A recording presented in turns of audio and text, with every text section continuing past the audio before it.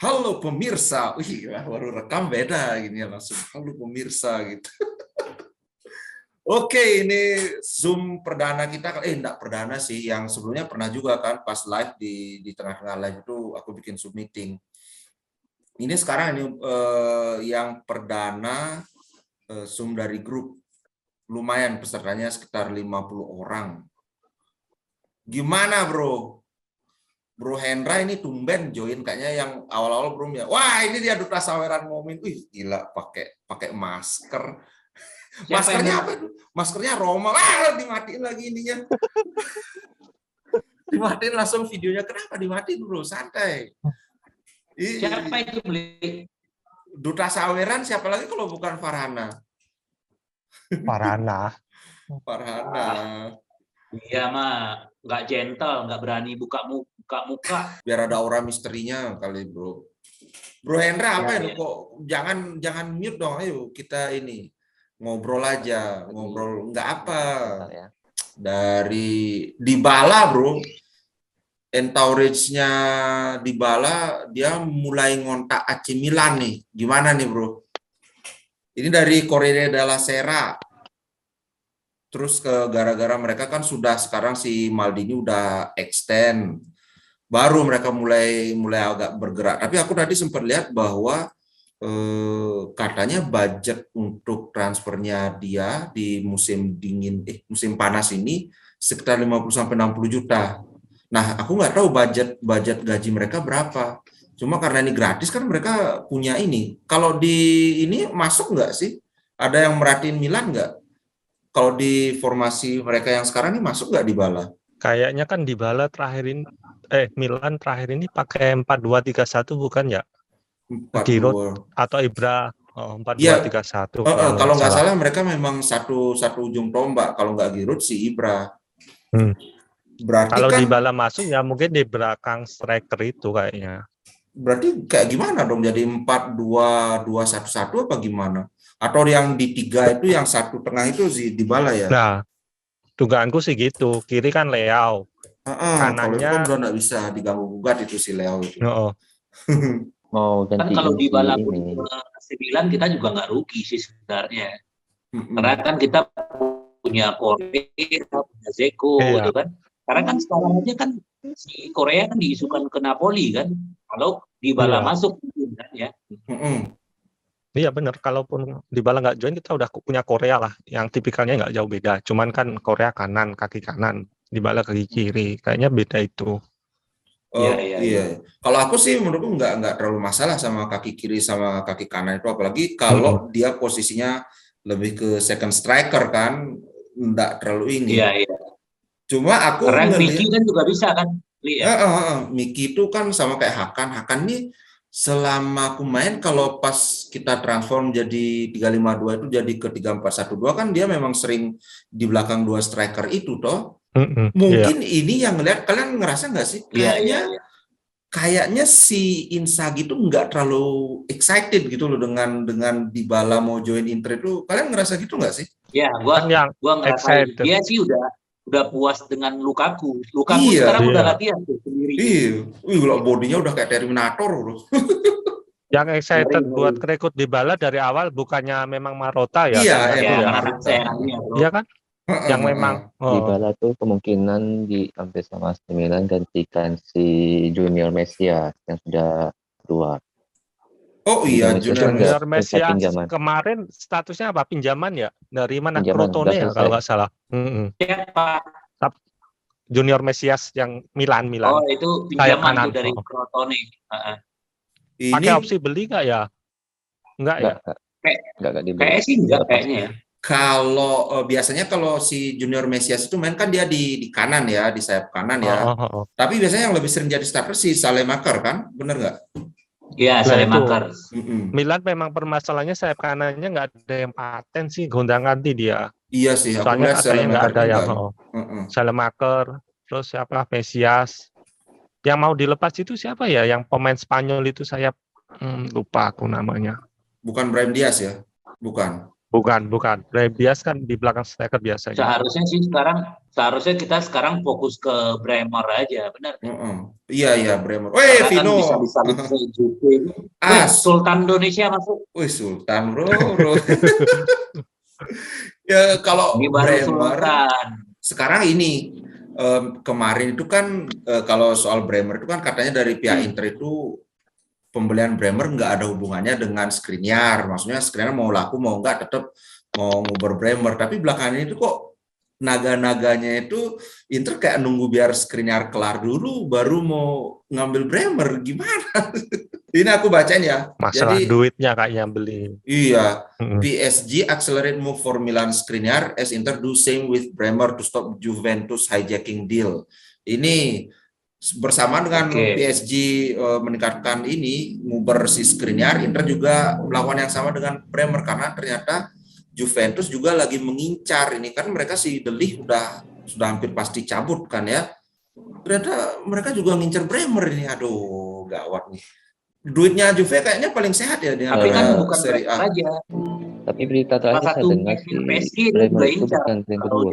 Bremer itu siapa namanya itu pemain PSG? Siapa? Kehler bukan. Bukan Kehler, ada yang satu lagi itu. Gua baca di itu juga. Back PSG. Iya, back PSG diincar sama si Juve. Siapa itu? Aku nggak ngeh ada mereka ngincer back PSG. Iya, Kimpembe. Ya, sama Juve. Iya, Juve kan butuh dua back kan. Bonucci udah tua, Celini udah tua. Pilihan utama yang diincar sama Juve. Oh, Bro Helta, wih gila. Gimana Hendra tadi? Halo Bro Helta, gimana Hendra tadi? Enggak dengar? Bremer itu bukan pilihan pertama yang diincar sama Juve, saya dengar. Itu siapa pilihan utama mereka? Sekarang kan mereka masih Bonucci sama De Ligt sama Koulibaly. Oh, Juve cari Koulibaly. Iya, tapi Koulibaly kalau nggak salah nggak mau ya, nggak tertarik ke Juve. Dia nggak mau ke Juve. Iya, dia bilang sempat bilang pinginnya ke Barcelona kan, Koulibaly. Tapi kan Barcelona lagi gunjang-ganjing. Terus dibilangnya Chelsea juga ngincer Koulibaly. Nggak tahu gimana. Chelsea mas semua kayaknya diincer dia. Soalnya kan backnya 2 cabut. Iya. Rudiger sama Christensen. Koulibaly kan lebih murah sekarang. Cuma udah tua juga. Skriniar diincar, Bremer diincar, Koulibaly diincar. Kayaknya itu pasang jaring dia mana yang dapat akhirnya. Nah, Chelsea aku nggak ngelihat Chelsea itu kekurangan duit, tapi kenapa mereka biarin lepas 2 back utama ya? Kayaknya Rudiger minta gaji ketinggian kalau nggak salah, gitu. Christensen juga. Iya, si Chelsea kan nggak mau nyanggupin. Para Sultan Rusia kok nggak berani ngasih gaji tinggi loh. Sekarang kan udah bukan dia yang beli. Halo Bro, Helta sama Vino langsung join aja, nggak usah nunggu kayak gini, nunggu dipersilahkan, langsung aja. Virus, dengar aja Bro. Ini para suhu nih kayaknya. Wih, informasinya udah luar biasa nih. Kalau kita kan siapa yang undang si ini nih, siapa? Pioli.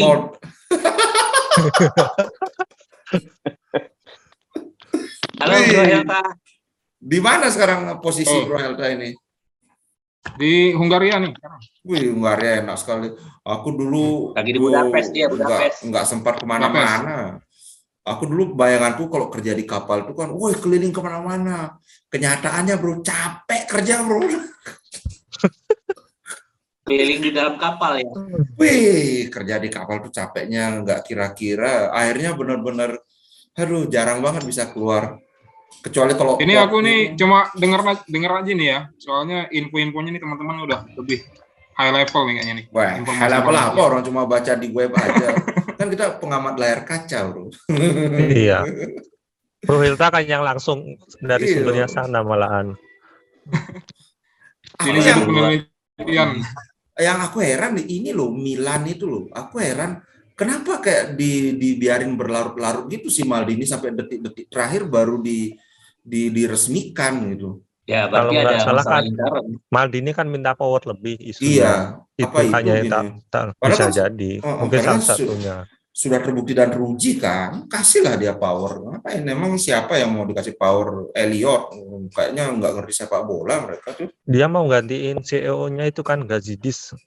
Nggak tahu itu rumor apa bener apa enggak. Mungkin CEO-nya anak Milan. lebih paham sih. Oh iya. Baru sekarang, makanya kelihatan baru sekarang aktif mereka di bursa transfer si Milan kan. Terus ini nih. Bonus saja lah Dybala. Nah, sekarang yang ini bro. Hakan kan sudah punya backup, Brosu juga udah. Nah, Barella nih bro, belum ada backupnya. Masih ada Lord. Enggak, backupnya tuh si Vino. Backupnya si Vino. Nah ini sekarang ini si CEO-nya Giovanni Carnavelli, aku ketawa pas dia mau jual Scamacca 50 juta, terus Fratesi, tahu-tahu Fratesi diincer Roma. Tadi kan aku sempat bikin konten yang ternyata ada klausulnya 30% itu yang harus ke Roma. Nah, tahu-tahu sekarang ini kayak apa ya? Nggak ada klub lain yang nawar Fratesi kan? Jadinya ya kalau nggak ada yang klub lain yang nawar kan harganya nggak bisa dilambungin kan. Dan sekarang dia nyenggol Inter lagi. Gimana? Iya, di Sempre Inter tadi kan. Iya. Gimana nih? Kayaknya kalau ke Inter masih masuk nih. Tapi aku melihat si Fratesinya sendiri pinginnya ke Roma. Kemarin ada kasus Fratesi ya, katanya ada foto bugil ya Fratesinya. Gila ini, bentar dulu, aku langsung beda ini. Yang bugil ceweknya apa sih Fratesinya bro? Fratesinya? Ngapain lihat Fratesi bugil? Gak jadi semangat. Katanya sih di-hack sama temannya, handphonenya di-hack. Aduh, kayak si ini dong, kayak Peter Pan.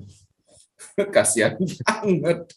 Tapi kalau misalnya nih, Fratesi, kawan-kawan ini ngebet nggak kalau Fratesi ke Inter? Nggak gitu. Kalau boleh di skema loan kayak pemain lainnya boleh lah, loan 5 juta sisanya. Tapi kalau beli 25 kayaknya enggak deh, Inter enggak. Mending buat Bremer lah, fokus Bremer kalau. Iya, bener ya. Karena selama ini kan yang loan aja kan, Belanova juga loan. Murah banget, gila 4 juta, terus musim depan tambah 10 juga. Ya Aslani yang 4 juta, terus next season 10 juta lagi. Gila, ini pemain murah meriah banget. 5 pemain. Tapi kalau dari backupnya itu udah cukup sih menurutku. Miki sama Aslani, Miki bisa gantiin Barella Hakan. Aslani juga bisa gantiin Barella bro. Iya ya, aku melihat setelah kalau di highlightnya itu kayaknya Aslani ini lumayan box to box juga kayaknya ya. Bagus beli Aslani itu bagus. Jadi Fratesi sekarang udah nggak urgent amat lah. Mungkin ya itu fokus Bremer aja. Iya. Tapi ya, yang paling penting kan si Brozo ini yang ada pelapisnya kan. Dari dulu nggak pernah ada pelapisnya Brozo. Ada yang pernah dengar nggak media Italia bilang bahwasannya Inter itu menjadi Bayern Munchennya Italia? Gara-gara ngebajak pemain-pemain rival. Iya. Yang kebetulannya sih katanya yang dibajak tuh malahan yang klub-klub kecil nomor ya. satunya. Pemain nomor satunya di klub tersebut kayak Mkhitaryan. Itu kan sebenarnya ini stylenya Marotta sebenarnya itu. Dia ngambil dari pemain bagus dari seliga gitu loh. Kayak yang paling terkenal itu kan dia ngambil Pirlo dari Milan itu kan. Apalagi yang pernah dibajak sama Marotta, aku lupa karena dulu waktu dia jaya-jaya di Juve aku nggak ngikutin. Itu si Nedved itu Marotta bukan? Pjanic ya. Oh iya Pjanic. Nedved itu sudah Marotta ya. Itu dibajak dari Lazio. Lupa aku. Ya aku dulu mikir, gila ngapain Nedved dikasih ke Juve, pemain penting banget. Akhirnya di Juve menggila bener loh, gila Nedved. Bang Opa itu menggila hebat, master. Dulu aku kalau Munchen itu memang terkenal sih dia, tapi kalau Munchen itu keterlaluan sih, bener-bener semua digembosi sama dia. Itu Liga Jerman itu liga yang udah ketahuan juaranya sebelum liga mulai kan? Iya. Sama kayak Liga Prancis. Ngomong Liga Prancis jadi agak gimana itu, PSG pemainnya mahal-mahal, pelatihnya malah nggak tenar gitu ya dari pelatih Nice ya kalau nggak salah. Iya itu resmi ya, si Campos tuh kerjaannya si Campos. Aneh. Padahal aku udah semangat karena rumornya kan Zidane yang baru, tahu-tahu nggak ada apa. Kalau Zidane nggak mau kan sebenarnya masih banyak kan pelatih top yang lagi nganggur lah.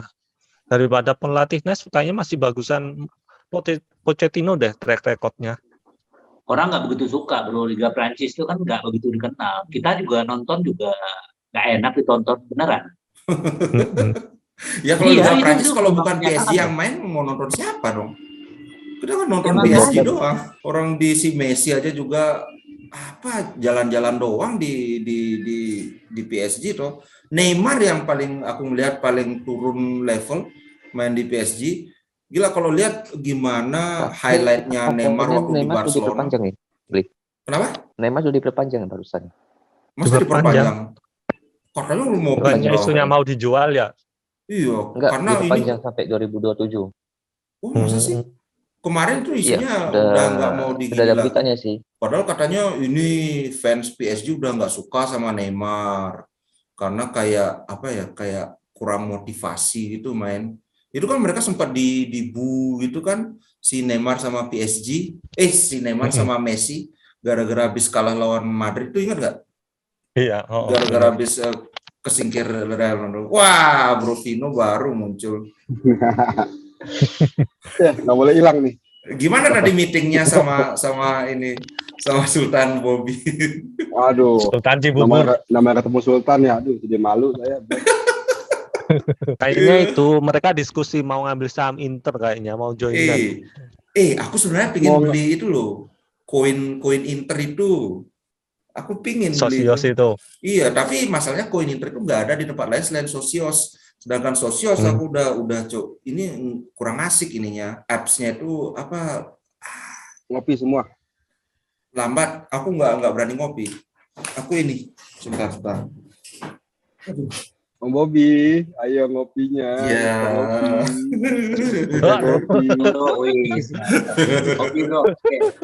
Kopi dulu.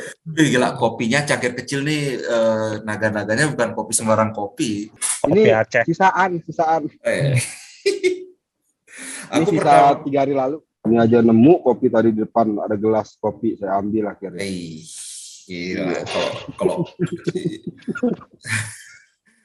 kalau Sultan gitu bro, merendah ya. Gelas nemu Sultan kopi di depan. Sultan itu pengagum Lord ya di belakangnya itu. Lord. Dia sukanya sama Lord. Nggak boleh hilang tuh. Makanya Lord ini kan banyak yang nanya, kenapa sih si Lord itu kok nggak dijual-jual?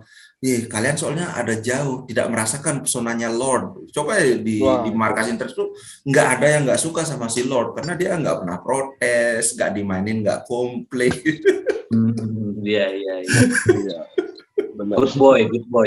Good boy. Bener si Lord ini kan. Nah bro, ayo kita ngomongin Lukaku bro. Ini Vieri komen, nobody moves like Lukaku. Dybala is waiting for Inter. Kita Lukaku aja. Kira-kira seberapa yakin Lukaku bakal bersinar lagi? Karena kalau dilihat dari analisis ya,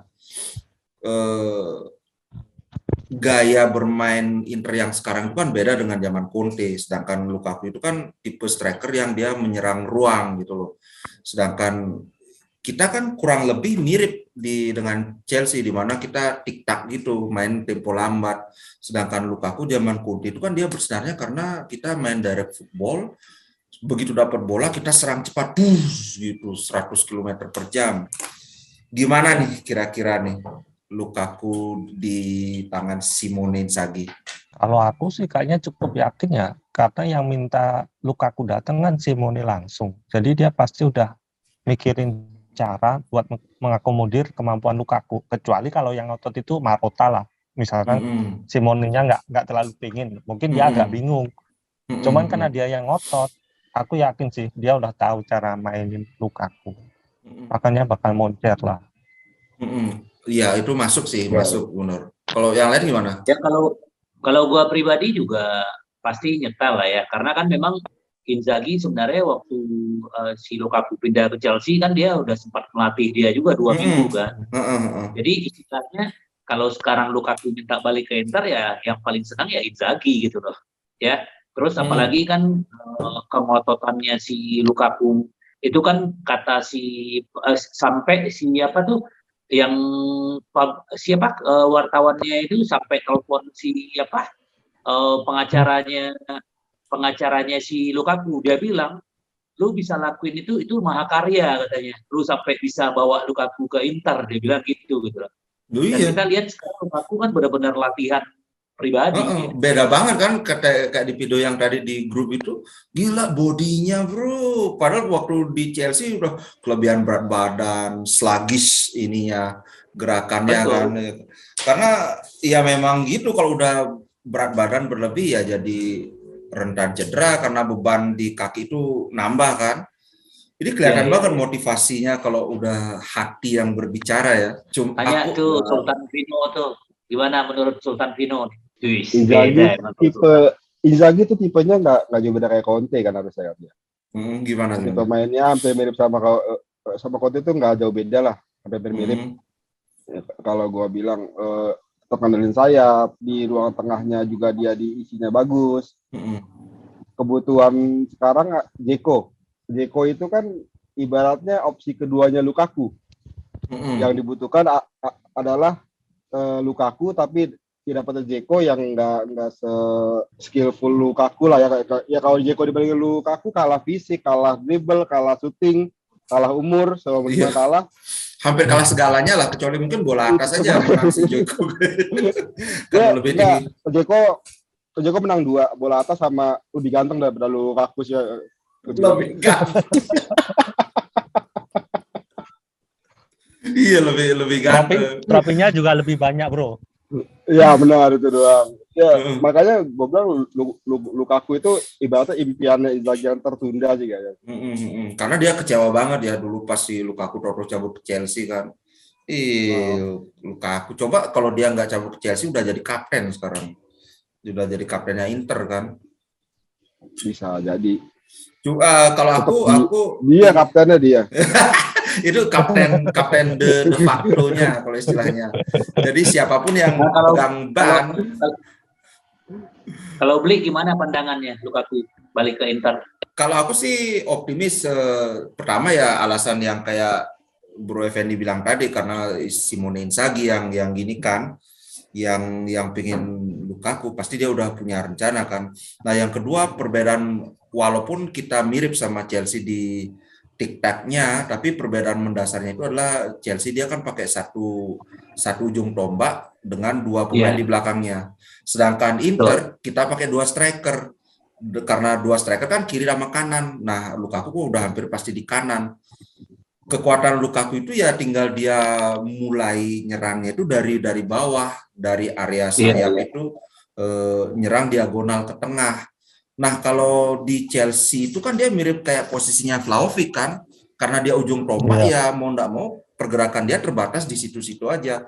Kan itu masalah dia, jadi dia nggak bisa mengeksploitasi kecepatannya. Padahal salah satu senjata utama Lukaku itu kan dia punya speed yang untuk ukuran pemain besar itu unik gitu loh. Mana ada pemain besar yang kenceng kayak dia? Paling ada Adriano. Iya, Adriano baru aku mau ngomong paling Adriano doang. Kalau Adriano itu kaisar itu udah.